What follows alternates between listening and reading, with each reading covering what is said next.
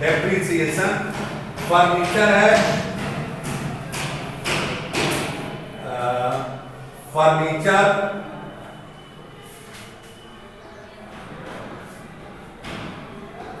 Furniture आपका, और उसके बाद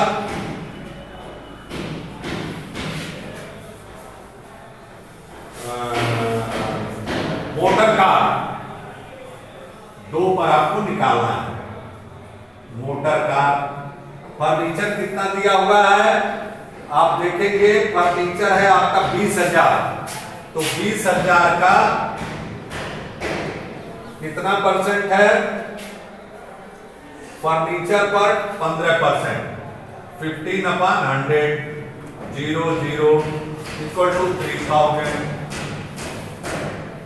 ये भी हमारा वैल्यू कम हो रहा है तो एक्सपेंस है। उसके बाद मोटर कार पर 20%, मोटर कार का वैल्यू 1,50,000 है। 1,50,000 इंटू 20/100, 000 कैंसिल हो गया, और 30,000 मीन्स टोटल डेप्रिसिएशन जो डेप्रिसिएट होगा 33,000। अब उसके बाद क्या करेंगे आप? टोटल करेंगे। टोटल करेंगे तो आपको नेट प्रॉफिट पता लग जाएगा। टोटल करें 0 0 6 5 11 को 1 3 6 7 3,67,100 यहां भी लिखते हैं आप 3,00,100 to net profit credit side में से टोटल डेबिट साइड माइनस करेंगे तो जो डिफरेंस आएगा वही हमारा नेट प्रॉफिट होगा। 1,38,700 आप देखेंगे यही आएगा 1,38,700। अब बेटा हम लोग बैलेंस शीट बनाने चल रहे हैं। बैलेंस शीट बनाइए, ठीक है। अब बैलेंस शीट बनाते हैं, इधर हम बनाकर आपको दिखा दे रहे हैं।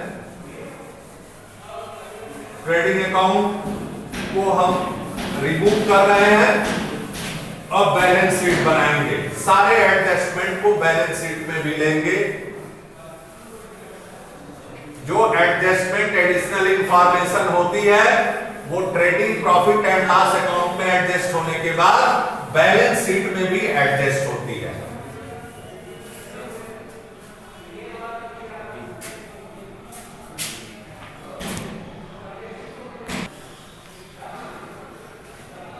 अब बैलेंस शीट आप बनाएंगे। देखिए इधर ऐसे आपने एक कॉलम खींचा,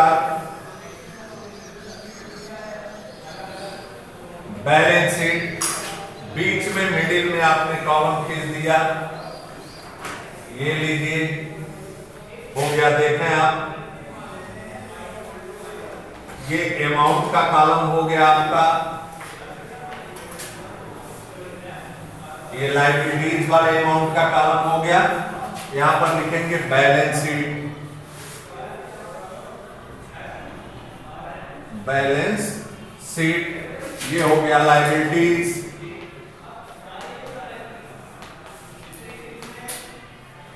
अमाउंट, एसेट्स। अब जो भी बचे हुए हैं हेड वो आपके एसेट्स या लायबिलिटीज हैं। सबसे पहले आइए कैपिटल, इधर लिखते हैं कैपिटल। Capital given 2,50,000, 2,50,000। अब जो कमाया है फर्म ने उससे कैपिटल इंक्रीज कर जाएगी। नेट प्रॉफिट को कैपिटल में जोड़ देते हैं, add net profit, net profit that is 1,38,700 और उसके बाद यदि कहीं कोई ड्राइंग है, निजी खर्च है, तो उसे माइनस कर देते हैं, कुछ नहीं है। अब आइए 700 कैपिटल हमारी हो गई 8,8,2,1,3 3,88,700। उसके बाद आइए purchase car, loan from x, loan from x, ये भी हमारी लायबिलिटीज है। लोन फ्रॉम एक्स ये कितना है आपका 10,000। उसके बाद furniture, land and building, rent, salaries, bad debt, commission, insurance. Sundry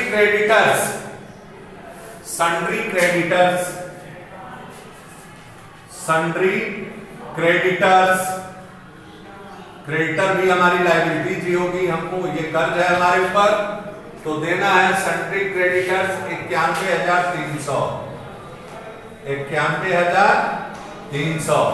अब आइए इधर देखते हैं हमारी आउटस्टैंडिंग क्या क्या है। आउटस्टैंडिंग जो होगा वो चीज हम ये करेंगे,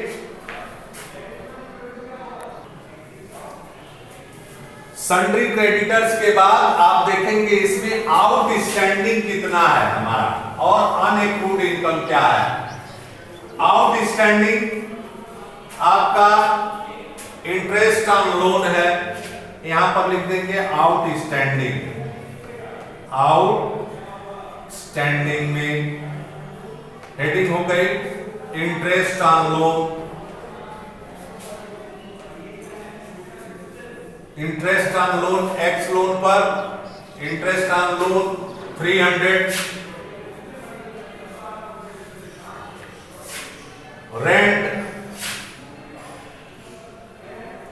रेंट पर आपका है 500। उसके बाद यहां पर सैलरी है, आपका आउटस्टैंडिंग 3,200 जोड़ लीजिए 0 0 5 3 8 2 10 को 0 3 1 4 4,000 आउटस्टैंडिंग हो गई। इनकम कॉलम में आइए, कमीशन लेस एडवांस कमीशन आ गया आपका। अनएक्रूड कमीशन, एडवांस ऐसे करके लिख दें, एडवांस कमीशन कितना है 1,600।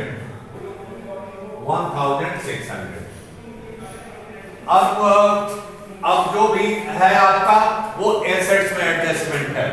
एसेट्स कॉलम में ये परचेज मोटर कार, पहला है मोटर कार, ये हमारी संपत्ति है। एसेट्स कॉलम में मोटर कार 1,50,000 लेस डेप्रिसिएशन, इस पर डेप्रिसिएशन भी लगा है तो उतना वैल्यू कम हो गया। लेस डेप्रिसिएशन मोटर कार पर आप लगाए 30,000 माइनस 30,000। अब हमारे कार की वैल्यू रह गई 1,20,000। उसके बाद मोटर कार के बाद कार एक्सपेंस, सन्ड्री डेटर्स, यही चीज हमको बताना है, बड़े ध्यान सीखिएगा। डेटर्स हमारे पास कुल कितने हैं, इसमें 82,000।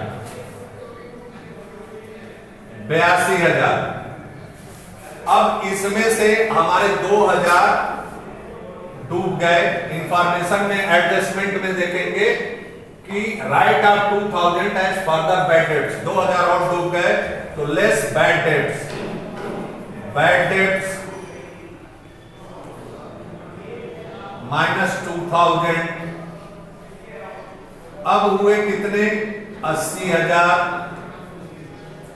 80,000 में से 4,000 जो हमारा न्यू रिजर्व है वो कहा जा रहा है कि ये 4,000 अभी भी डाउट में है, तो इससे भी 4,000 कम हो जाएंगे, तो लिखेंगे लेस न्यू रिजर्व जो हमने प्रोविजन बनाया है,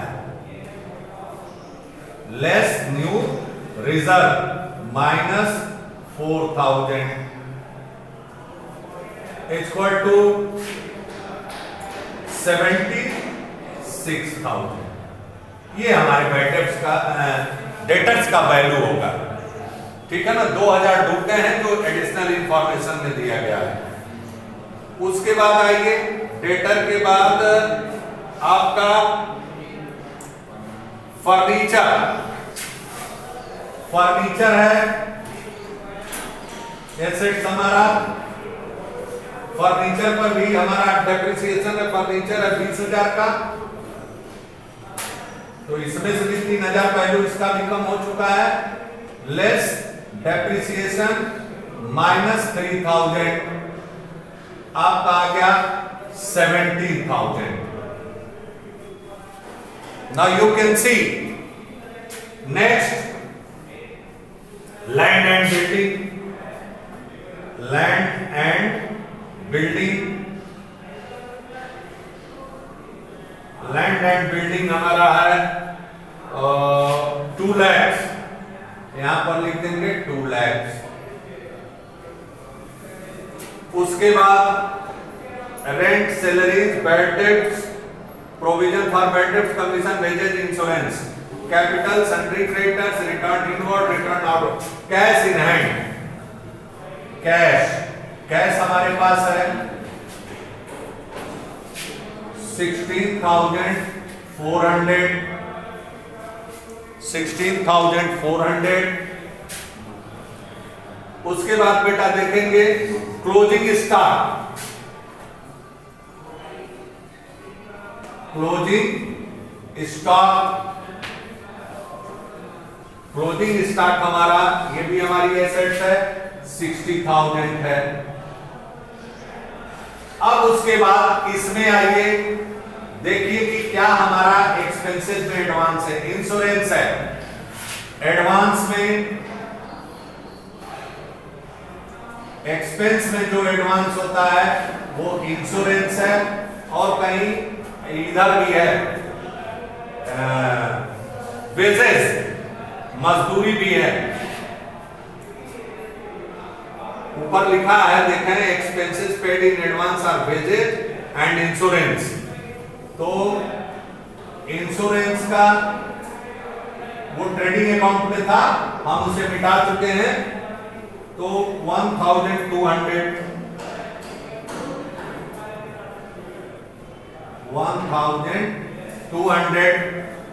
यहां पर इंश्योरेंस। फिर उसके बाद वेजेज है, वेजेज आपका 5,000 है, ये हमारे एडवांस है, तो 6,200 टोटल ये हो गया। अब आपको ये देखना है, फर्नीचर हो गया, क्लोजिंग स्टॉक, एक्सपेंसेस। एक बार फिर से आप पढ़ लीजिए। कमीशन इंक्लूड ₹1,000 से being commission received in advance 1,600, ये इनकम है। तो इनकम एडवांस जो होता है लायबिलिटीज हो जाता है, एक्सपेंस एडवांस जो होता है वो हमारा एसेट्स बन जाता है। अब दोनों तरफ का टोटल करेंगे तो आपका टोटल इक्वल आएगा 4,95,600। 4,95,600। इस तरह से बेटा फाइनेंशियल स्टेटमेंट तैयार किया जाता है। Thank you very much.